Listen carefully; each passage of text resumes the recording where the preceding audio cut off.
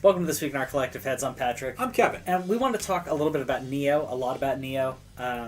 But we want to talk for a long time about Nioh, but we have started this. We both went through the beta, the last chance beta, which was one of the brilliant marketing decisions of 2017 so far. Last chance, guys. That was a fantastic thing, and it got us talking, got us thinking about this game. And honestly, this game is really spectacular. Highly recommended from both of us.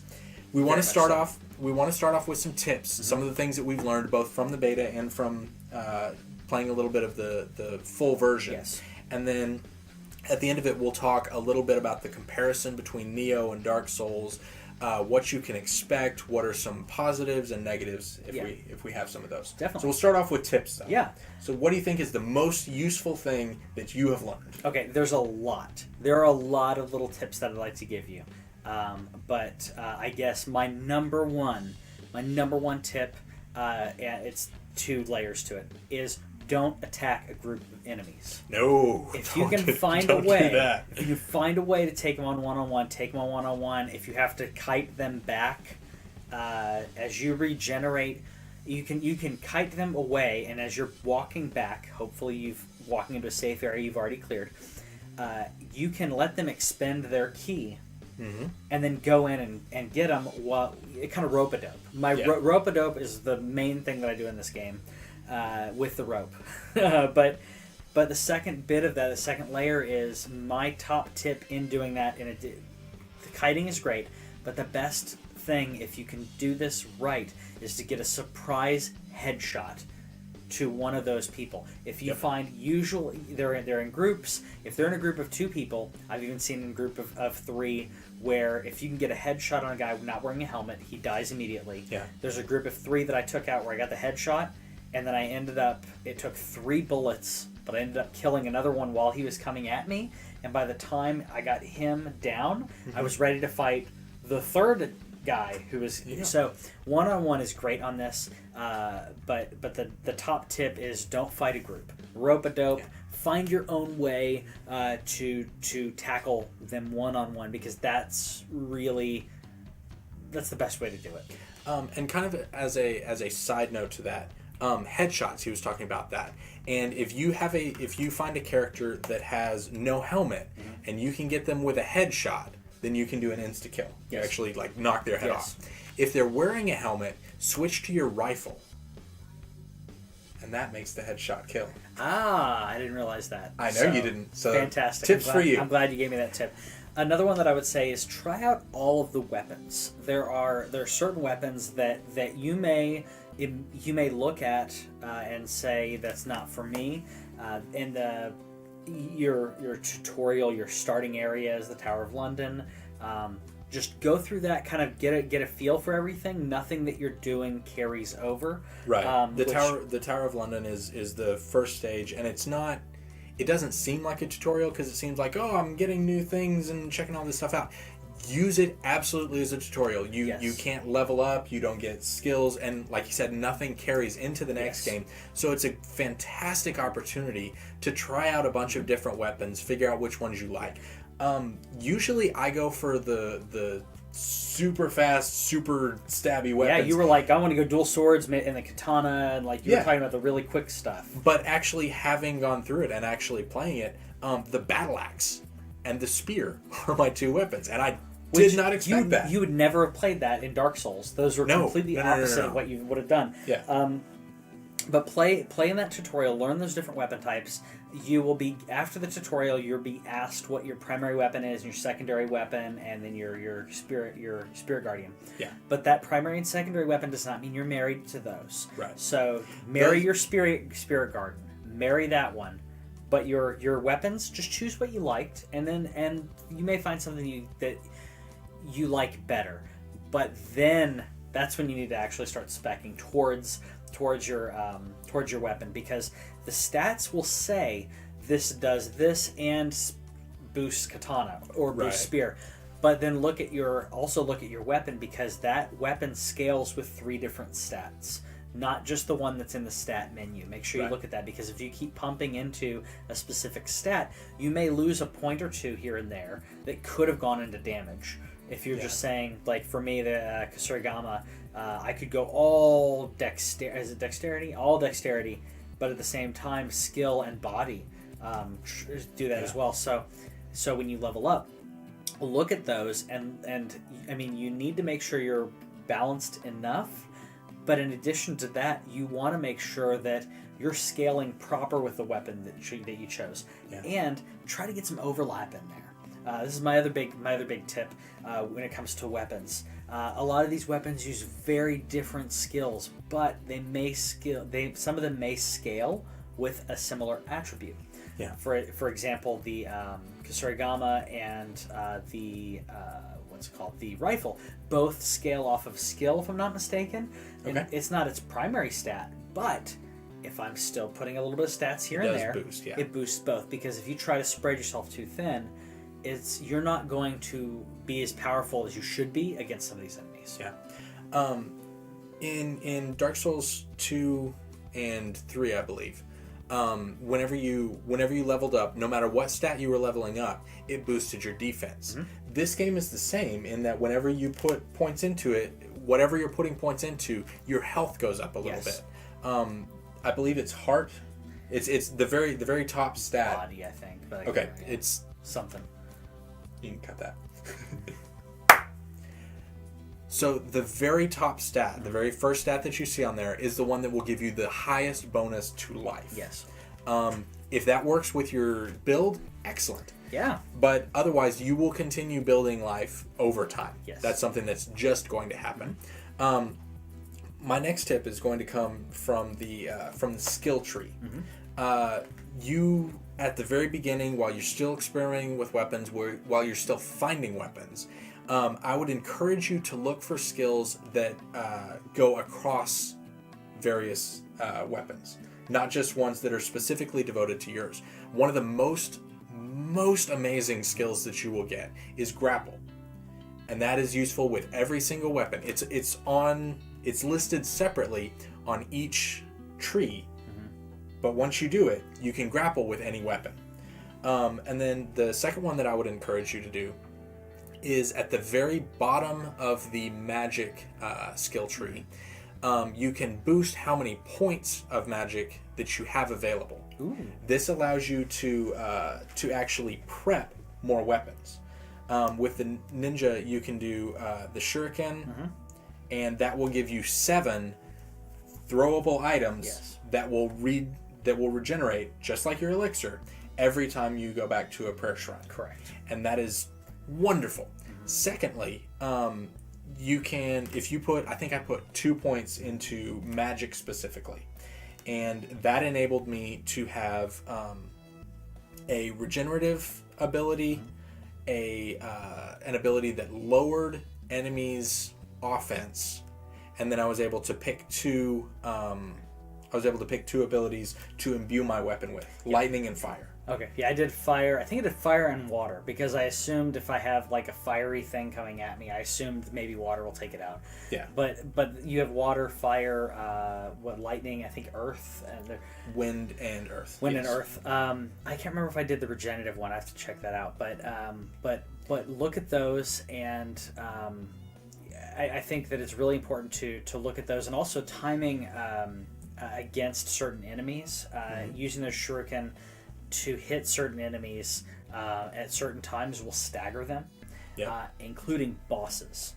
Yeah. If you time it the right way. Yeah. When they're charging, they are especially vulnerable. Yes, and the other thing that you'll notice that I don't know if it's considered key for the yokai, for like the boss yokai, but the more you hit them, the further down that gauge goes, and that includes the shuriken and such. So what I did with the third boss, which I won't spoil in here, but the third boss in there, I kited her like constantly. I used shuriken and ended up getting her staggered twice, and I think if I had not been able to do that and been able to rope-a-dope her, I wouldn't have been able to do it. I think that I kind of went into a little bit with the whole rope-a-dope thing.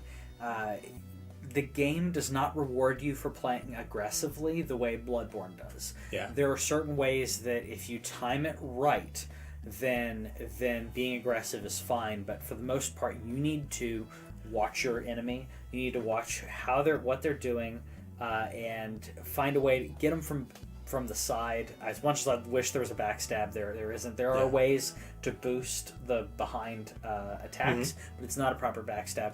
But to be able to, if someone's coming at you with a spear, if you can time it the right way and sidestep that, and then just bash them from the side, works really well. But you don't just run in there and try to attack them.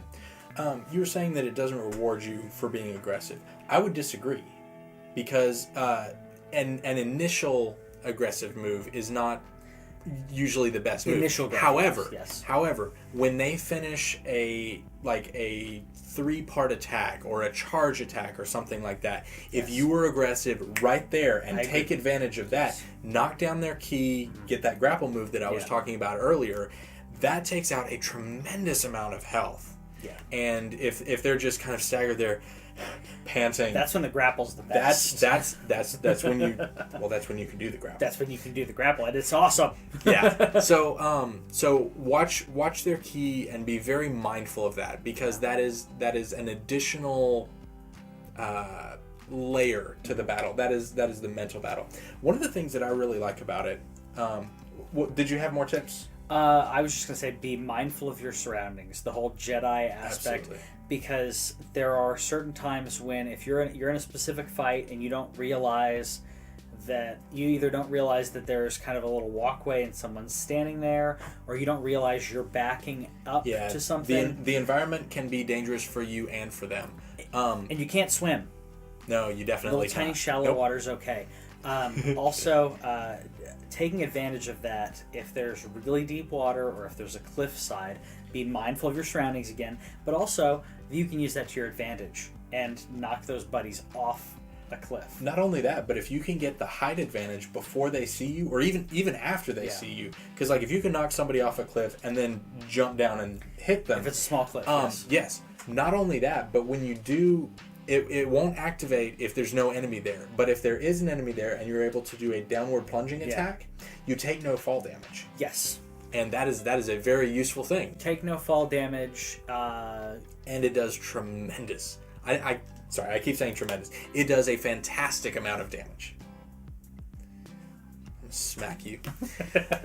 Alright, so moving on from that to just talk about kind of the game in general. Yeah. So one thing that I really like about this, and I'm glad that more people are really enjoying this, is the story and the amount of history and mythos that they've brought in. Obviously, the yokai, everything that you're seeing in the game is part of Japanese the mythos of yokai, down to all these little characters that I won't talk about. But if you see something in the game, nope, something else. But okay. Because I love my little Kodama friends. Okay, I'll just say the spirit guardians and that bit. There are certain aspects to the spirit guardians and the yokai, positive and negative, and all the yin yang. The fact that they brought this in and they're utilizing a lot of it it's really cool as a Westerner to play something like this and immediately, even though I don't know, and we're both researching this stuff now. Yeah, very much. But you can immediately get a feel for a lot of these universal fears, universal thoughts, and psyche that we have as humans. I think is really cool, and the historical aspect of Edward Kelly. And was it William Adams? Yeah, William Adams. The historical aspect of those two characters is really cool because these are real people that they've completely embellished. Yeah. But I would encourage you to go find Lost in Translation, the story of the missing samurai. Yes. And so look up Lost in. You can annotate. We'll put a link in the description. In the description at the end of the video. I'll also put a little link. Yeah, because that was a really fantastic video about the historical character that we're based on, which is so much fun. And I've tried to dig in more on Edward Kelly because William Adams was really cool, and I really like the aspect of what seems to be what's the name of it called? Weibo. It's the weeaboo. The idea of I'm a Westerner, but then I come in and I become the best at all. But he didn't, and he did. He was huge and impactful in Japanese. He didn't do it in the same way. He wasn't trying to pretend that he was Japanese. Correct. It was that he stood so tall on his beliefs, and he put himself forward honestly, accurately, and in a helpful manner to the leadership. Yeah. That they promoted him within their own society. Because Portugal was milking the Japanese at the time. Yeah. I think that's a really cool aspect to it. And Edward Kelly, so Edward Kelly's your villain, but at the same time he's cool as hell. He's really cool, and if you look at him in the historical aspect, he was an alchemist, much like Newton and many others. But he was like on the more crazy end of alchemy, where Sir Isaac Newton was like an alchemist because he wanted to understand the strange like fringes of science, because he thought, well, you can transmutate these different materials, which is cool. Isaac Newton had science, yeah. And then there were so many things that he didn't understand, and he believed that alchemy could hold some of those answers. And Edward Kelly, as opposed to that, dove into alchemy. I'm going to talk to angels, and it's the people. If you've seen the videos of people on YouTube that think they can create energy balls. And it's like, you're not doing anything, and you might feel something because you're changing so much of your like blood pressure and stuff from trying to concentrate on this that you're gonna no, don't. But I think Edward Kelly's really cool. And the other historical characters, which you probably haven't ran into yet. There are other historical characters that you do run into. I've looked at a couple. I knew a couple of those. Some of them I haven't researched yet, but I love the fondness and the honor that they gave to these people. Yeah. And saying, we're going to create a game in this time period, and we're embellishing a lot of things. We're really going completely deep into this, but we're doing it lovingly, and that's what I think is really great about this game. And it's a really fun opportunity because I didn't know a whole lot about yokai and that culture. Like I have some knowledge. I'm getting more. Yeah. And like you said, it's being done lovingly, and a lot of these references are to things that I can research further. And I love stuff that lets me research further, because that will allow me to understand it on a better level. So we would encourage you, as you play the game, to go out there and see what else is in there. Yeah. I did want to kind of finish with like critiques on different things that we've found within the game that we are not necessarily fond of. So my biggest one, which you can hear me complaining on the playthrough on our YouTube channel, you can hear me complain mostly about some of the cheapness in regards to attacks and dodging. We've played Bloodborne, we've played Dark Souls, all these games, and Dark Souls, if you do a dodge, sidestep, roll, whatever, you basically are out of the way. It's like, okay, well, you dodged it, so you didn't hit you. Yeah. And we're used to a little bit more forgiving when it comes to dodges. Have you? You haven't gotten to the boulders yet, right? If you know what I'm talking about, chains and boulders. If you haven't gotten to it, then no. There's a boss, and he does a specific attack that the way that I'm used to dodging would from the Dark Souls games and everything, I would think that I would be able to dodge, but it does not. And it's a sweeping AoE that will hit you if you're anywhere near it, even though you're dodging through it. And I'm used to the Dark Souls aspect of you're swinging at me, but I dodge through it. If you time it, doesn't work. Yeah. Doesn't work. So you hear me complain a lot about that. I'm having to relearn. The game is. It's not that it's cheap. It's that it's so exacting that it's not forgiving in that aspect. So I would say just take it slow with those. But it's irritating to me because I'm used to these other games where I dodged, I shouldn't have been hit, but I got hit. Yeah. And you get hit once, you could be staggered, you could be dead. And that's kind of my biggest issue with it. There's actually a lot of similarity to this game to a fighting game. A lot of it is about footwork and position. Yes. Which I see that as a positive. Mm-hmm. However, there are stun lock combos to a higher degree than I've seen outside of fighting games. And that was another way that those are compared, because sometimes, especially if I'm fighting somebody with the scythe ball and chain thing, mm-hmm. like, because I've fought a couple of Revenants. Yeah. Those guys can stun lock you, and I can sit there and I can just keep pushing the dodge button and nothing happens. And the worst part is that they can stun lock you, but you can't stun lock them. Exactly. So against a regular enemy, I've been able to stun lock them because the Kusarigama is my weapon of choice. Mm-hmm. And using that weapon and the barrage, the fray of onslaught of attack, I love it. And that does stun lock your enemy. But if you're fighting any yokai, and if you're fighting any revenants, you cannot stun lock them, but they can stun lock you. Yeah. And that is complete bull, because I've had a few times where fighting, like I said, revenants or fighting bosses where and there's certain times where you can't do this, but for the most part, the boss comes in and they swing and you've sidestepped that, they're done with their combo, mm-hmm. you come in to hit them and then they just start hitting you back.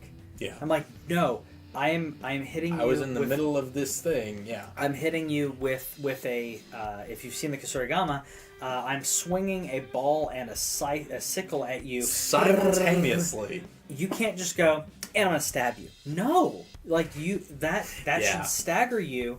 If I hit once, it staggers you until I stop. That's the point of that weapon. And that's kind of irritating because if it was two-way, it wouldn't mm-hmm. be that irritating. Right.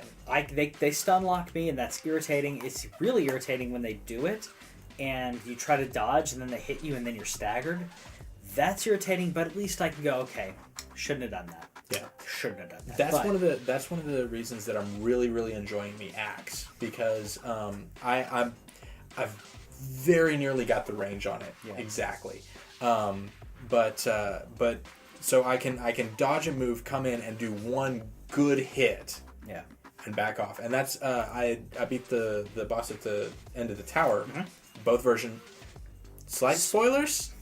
Both forms. Both forms. Yeah. First try. Yeah. Because, well, first off, he wasn't that difficult. But I died the first time. Okay. But on the second phase. On the first phase. Okay. I made a really dumb. Well, he had a move like he would charge. Mm-hmm. And you can go in and get a hit, and then he has a spinning thing that comes. Yep. Yeah. And I saw him do that one time and dodged it and was like, okay, so I'm gonna stick with one shot. And that's one of the things that I really like about it, is that a lot of times my favorite thing about a game is if I die, I want it to be my fault. Yeah. I made the wrong decision. I overextended. Yeah. I wasn't paying attention to my key. Which is, like I said, for the most part, I've been fine with it. You'll hear me complain a lot in the playthrough, and it's usually because it's something that I consider cheap. And the reason that I say it's cheap is because if they can do it to me, I should be able to do it to them. Yeah. It needs to go two ways. I don't care what kind of demon you are. It's irritating, but also check out the different stances, because there are certain weapons with each weapon that you try. There's certain weapons that have really cool kind of things that you wouldn't imagine you could do. With Kusarigama, I can throw the ball and hit somebody like 30 feet away from me, and that can be really cool if you're kiting someone back and you just keep pinging them. Yeah. That's really cool. I had said when we were first looking at this game that PvP was coming out, I didn't care. I actually kind of do now. Okay. Because the way that it's set up, like I said, it's like a fighting game, mm-hmm. and with the different stances, this game's combat is deeper than Souls combat. Because there's so many more variables that I can put into the mix, that they can put into the mix, and I really want to be able to PvP duel somebody while using lines from Princess Bride. But I have found that Kurogama cancels out Cafe. Don't you? So yeah, that's so good. I can't remember the next okay, one. Yeah. but that the conversation that they have during the cliff-top fight in Princess Bride is the kind of system that they're trying to bring into PvP here, because there's these different things and with the from the terrain to the weapons to the stances, all three of those are going to come into play. And that's my favorite part, is adding the stances to the weapon, because you find a weapon that you really like and you have multiple stances. The weapon it's not necessarily like the Kusurigama. I know I keep talking about it because I freaking love it, but when I first saw it, I thought this is going to be weak. It's a weak, quick attack. And then I realized you have the stun lock aspect. You have some of the really heavy hitting aspects. It's more than just one little box, and you have different ways you can play between them, and different ways you can bounce between them while you're still in the same fight. So I love it. I also like the if you can time it right, you can do part of a combo, switch stances, regenerate ki, and then keep coming. Like there are moments like, and I don't get them consistently, but there are moments when I just nail everything and do a fight perfectly, and that feeling is fantastic, and that's one of the reasons that we enjoy the Souls games. That's one of the reasons that we enjoy and recommend Nioh. Definitely. So if you have a PlayStation, go out there and play this game. This game is a lot of fun, and we will probably keep doing content on this. You're continuing to upload your Let's Play. My entire playthrough of the game is on there. The only thing that you'll see edited out is boss runs. I will edit out some of the runs because I think it'd be annoying to watch 2.5 hours of me going through a boss. Haven't had that much yet, but I'll edit those down. Everything else you'll see in its entirety. So you'll see me being stupid. You'll see me figuring out things for the first time, because I'm not watching playthroughs of it. So feel free to watch that live on Twitch, and watch it on YouTube as well. Yeah. So we'll see you guys later. Enjoy Nioh.